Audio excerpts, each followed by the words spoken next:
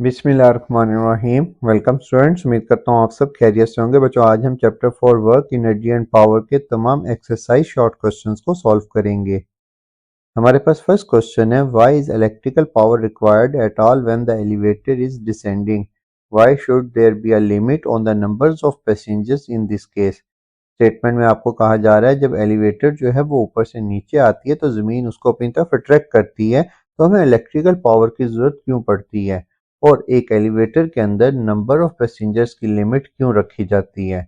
बच्चों, जब कोई चीज़ फ्री फॉल मूव करती है, मतलब अगर हम उसको इलेक्ट्रिकल पावर प्रोवाइड ना करें एलिवेटर को, तो वक्त के साथ साथ एलिवेटर की स्पीड बढ़ती जाएगी और उसी स्पीड को कंट्रोल करने के लिए, ताकि एलिवेटर बिल्कुल कांस्टेंट स्पीड से नीचे की तरफ आए, हम उसे इलेक्ट्रिकल पावर प्रोवाइड करते हैं।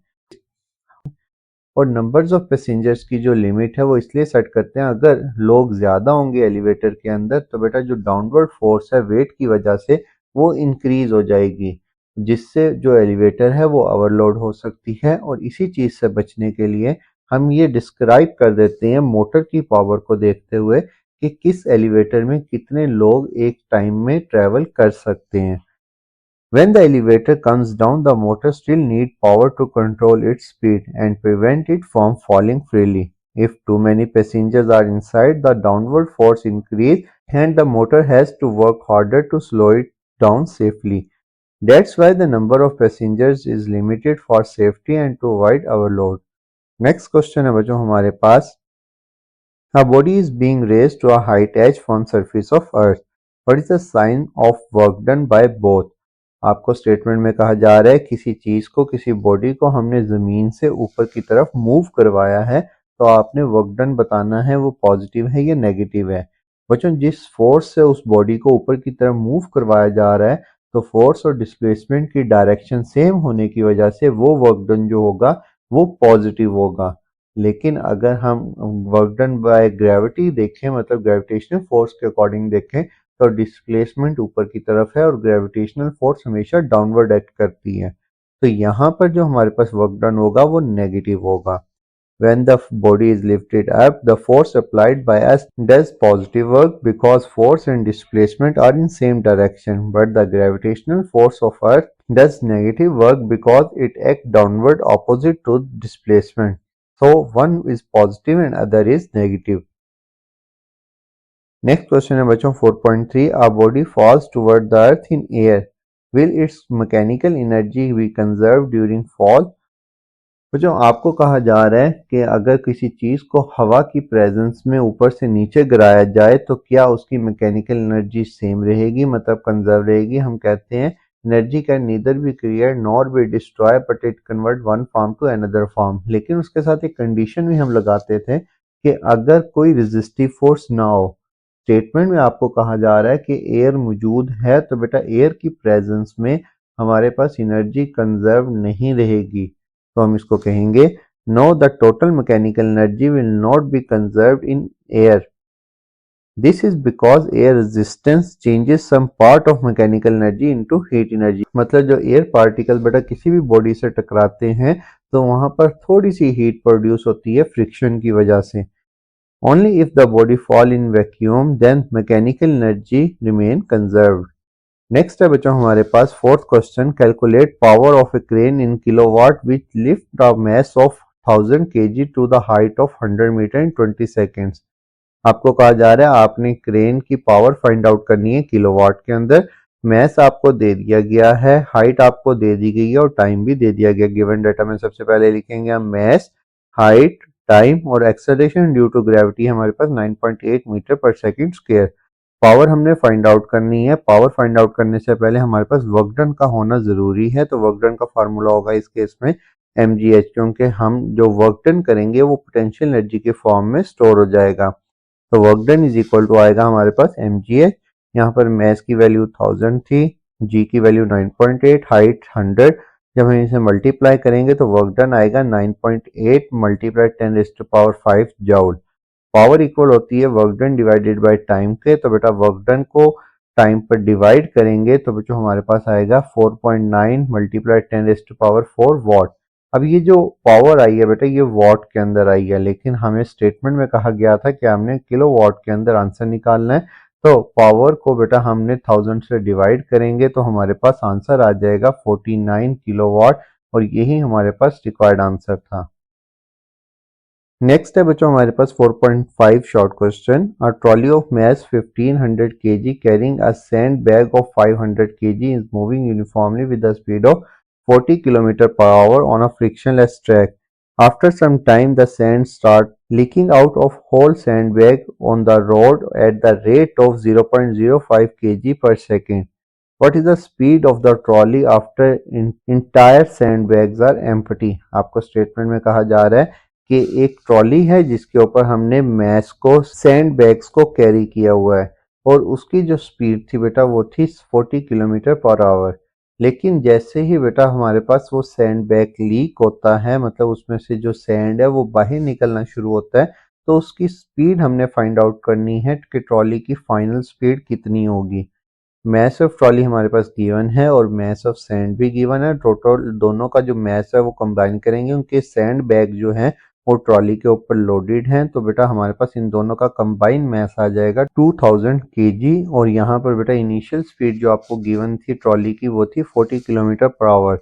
यहाँ से मीटर पर सेकंड में कन्वर्ट करने के लिए 1000 से मल्टीप्लाई करेंगे और 3600 से डिवाइड करेंगे तो हमारे पास ट्रॉली की स्पीड आ गई मीटर पर सेकंड में 11.1 मीटर पर सेकंड। और फाइनल मैस जो है, मतलब जो ट्रॉली से सारा जो रेत है वो बैग्स में से बाहर निकल जाएगा, तो उसका जो फाइनल मैस बचेगा हमारे पास वो रह जाएगा 1500 केजी, क्योंकि ये जो मैस है ये ट्रॉली का अपना मैस था और सैंड का मैस था 500 केजी, जो सारे का सारा बैग्स में से निकल जाएगा। आपने फाइनल स्पीड फाइंड आउट करनी है ट्रॉली की, तो हमें मालूम है इनिशियल मोमेंटम जो होता है वो फाइनल मोमेंटम के इक्वल होता है। मोमेंटम का फार्मूला था mv, initial momentum is equal to final momentum. Initial momentum में हमारे पास मैस जो टोटल मैस था वो ये था 2000 kg, तो बेटा यहाँ पर ये 2000 लिखेंगे। इनिशियल वेलोसिटी हमने अभी यहाँ पर कन्वर्ट की थी 11.1, और फाइनल मैस हमारे पास था 1500 kg। फाइनल वेलोसिटी निकालनी थी तो vf की वैल्यू निकालने के लिए 1500 को इसके इधर ला के डिवाइड करेंगे तो बच्चों हमारे पास फाइनल वेलोसिटी आ गई 14.8 मीटर पर सेकेंड। मतलब जब सैंड बैग खाली हो जाएंगे तो बच्चों हमारे पास ट्रॉली की स्पीड जो है फाइनल वेलोसिटी वो इंक्रीज हो जाएगी, वो 11 से 14.8 मीटर पर सेकेंड हो जाएगी। क्योंकि आपको पता है जब किसी गाड़ी या किसी भी चीज़ के ऊपर से वेट कम होता है तो बेटा उसकी स्पीड बढ़ जाती है, और अगर हमने मीटर पर सेकेंड से इसको किलोमीटर पर आवर में कन्वर्ट करना है तो 3600 से मल्टीप्लाई करेंगे और 1000 से डिवाइड करेंगे, मतलब इसका रिवर्स प्रोसेस करेंगे तो बच्चों हमारे पास फाइनल वेलोसिटी आ जाएगी 53.3 किलोमीटर पर आवर। नेक्स्ट है बच्चों हमारे पास 4.6 question. Give absolute and gravitational unit of work on MKS and CGS system. बच्चों सबसे पहले आपको एमकेएस सिस्टम और सीजीएस सिस्टम का पता होना चाहिए। एमकेएस सिस्टम होता है मीटर किलोग्राम सेकेंड्स, मतलब इसमें हमने लेंथ को मीटर में कन्वर्ट कंसीडर करना है, मैस को किलोग्राम में और टाइम को सेकेंड्स में। अब वर्क डन का फार्मूला आपने माइंड में रखना है। वर्क डन का फार्मूला था force multiply by displacement. Absolute unit में वर्क डन जो है हमारे पास फोर्स मल्टीप्लाई बाय डिस्प्लेसमेंट होता है। फोर्स का यूनिट हम लेते हैं न्यूटन और डिस्प्लेसमेंट का यूनिट लेते हैं मीटर, तो ये न्यूटन मीटर हमारे पास आ गया absolute unit of work done in MKS. और ग्रेविटेशनल यूनिट के अंदर फोर्स का जो यूनिट होता है वो होता है केजीएफ यानी किलोग्राम फोर्स के, तो बच्चों यहाँ हमारे पास बनेगा किलोग्राम फोर्स मीटर। इसी तरह बेटा सीजीएस सिस्टम क्या होता है सेंटीमीटर ग्राम सेकंड। सेंटीमीटर का मतलब हमने लेंथ को अब सेंटीमीटर में कंसीडर करना है, मैस को ग्राम में और टाइम को सेकंड में। यहाँ पर भी वर्क डन का वही unit W is equal to F dot D. CGS system में फोर्स जो है बेटा वो हमारे पास एब्सोल्यूट यूनिट जो होता है उसका डाइन होता है, तो हम यहाँ पर 1 डाइन मल्टीप्लाई 1 सेंटीमीटर, क्योंकि हमने लेंथ को भी अब सेंटीमीटर में कन्वर्ट करना है। इसी तरह ग्रेविटेशनल यूनिट की बात की जाए तो ग्रेविटेशनल यूनिट में फोर्स का यूनिट होगा जीएफ। जीएफ का मतलब है ग्राम फोर्स, और ये हम कंसीडर करते हैं सीजीएस सिस्टम में फोर्स का यूनिट, और ये हमारे पास बन जाएगा ग्राम फोर्स सेंटीमीटर। मतलब ये हमारे पास वर्क डन के 4 यूनिट्स आ गए जो डिफरेंट सिस्टम्स में हम यूज करते हैं।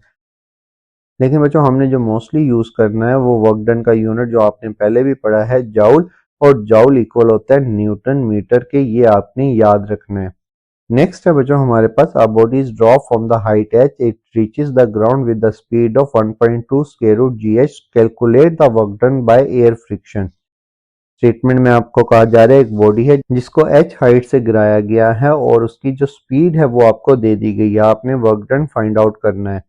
लेकिन work done by air friction आपने फाइंड आउट करना है, और work done by air friction find out करने के लिए आपने कॉन्सेप्ट याद रखना है। जब कोई चीज ऊपर से नीचे आती है, फर्ज करें इस हाइट से हमने उसको नीचे की तरफ फॉल करवाया, इस हाइट के ऊपर बेटा उसकी जो पोटेंशियल एनर्जी होगी वो टोटल एनर्जी थी, वो पोटेंशियल एनर्जी थी, वो पोटेंशियल एनर्जी कन्वर्ट होगी काइनेटिक एनर्जी में और work done against the friction में।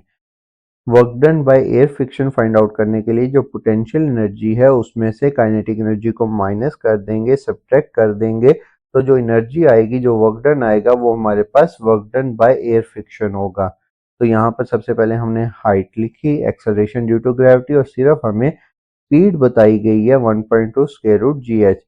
यहाँ पे वैल्यूज पुट करेंगे, पोटेंशियल एनर्जी का फार्मूला था एम जी एच, और यहाँ पर kinetic energy 1/2 M V square थी, वी की वैल्यू यहाँ पर पुट करेंगे और इसका स्क्वायर लेंगे तो बेटा इसका स्क्वायर स्क्वायर रूट से कैंसिल, और 1.2 का स्क्वायर होता है 1.44, और यहाँ पर बच्चों अगर आप गौर करें तो यहाँ से बेटा 2 को इसके साथ डिवाइड करेंगे 1.44 पर, तो ये आएगा हमारे पास 0.72। यहाँ पर mgh और यहाँ पर भी mgh है, तो यहाँ पर इन दोनों में से कॉमन लेंगे mgh, 1 माइनस 0.72 mgh, और यहाँ पर इसको जब हम सब्ट्रैक्ट करेंगे तो आंसर आएगा 0.28 mgh। और बच्चों ये आ गया work done by air friction. मतलब अगर हमारे पास मास और हाइट की वैल्यू गिवन होगी तो हम इजीली इस वैल्यू को निकाल सकते हैं, लेकिन क्वेश्चन में हमें नहीं दी गई तो बेटा हम यहीं तक इसको सॉल्व करेंगे।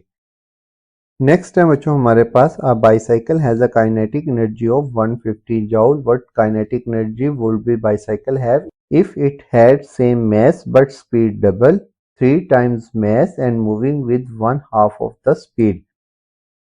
बच्चों स्टेटमेंट में आपको काइनेटिक एनर्जी दे दी गई है और दो कंडीशंस दी गई है कि अगर मास सेम रहे और स्पीड डबल हो जाए तो काइनेटिक एनर्जी पे क्या फर्क पड़ेगा, और इसी तरह अगर मास 3 टाइम्स हो जाए और स्पीड 1/2 हो जाए तो काइनेटिक एनर्जी पर क्या फर्क पड़ेगा। हमने इन दोनों कंडीशंस को पुट करना है और काइनेटिक एनर्जी फाइंड आउट करनी है। हमारे पास काइनेटिक एनर्जी का फार्मूला होता है 1/2 एम वी स्क्वायर। पहली कंडीशन थी मास सेम रहेगा, मास को हम चेंज नहीं करेंगे, लेकिन स्पीड डबल होगी तो v की जगह पर हमने 2v लिख दिया, जब इसका स्क्वायर लेंगे तो बेटा ये हो जाएगा 4v स्क्वायर। यहाँ पर बच्चों हमने 4 को बाहर निकाल लेना है और 1/2 एम वी स्क्वायर इक्वल था हमारे पास काइनेटिक एनर्जी के, और काइनेटिक एनर्जी की वैल्यू थी हमारे पास 150, तो बेटा यहाँ पर 150 4 से मल्टीप्लाई होगा तो काइनेटिक एनर्जी आ गई 600 जूल। मतलब अगर वेलोसिटी डबल होगी तो काइनेटिक एनर्जी 150 से 600 जूल हो जाएगी।